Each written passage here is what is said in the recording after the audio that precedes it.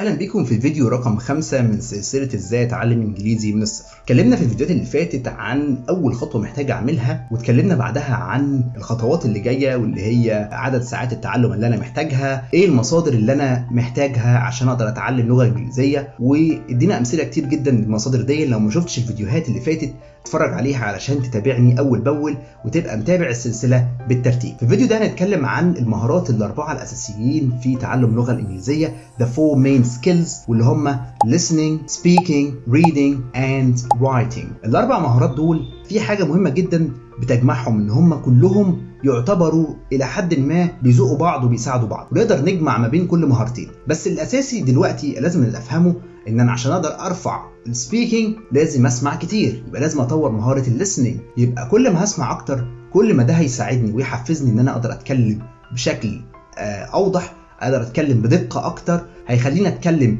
بشكل واضح من خلال ان انا بسمع نيتيف سبيكرز، بسمع بودكاست، بسمع اوديوز على قد ما اقدر. نفس الكلام لو انا حابب ان انا اطور الرايتنج، فانا محتاج ان انا اقرا اكتر، read more، محتاج ان انا اقرا اكتر. يبقى reading مرتبط بالرايتنج، كل ما هطور الريدنج كل ما هقدر ان انا اطور مهاره الكتابه عندي. وبكده تكون عرفت ايه هم اهم 4 مهارات، او اصلا المهارات اللي موجوده في اللغه الانجليزيه اللي انا محتاج اطورها، وكل مهاره بتختلف عن المهاره الثانيه. بس كده، استنونا في الفيديو اللي جاي. اشوفكم على خير، سلام.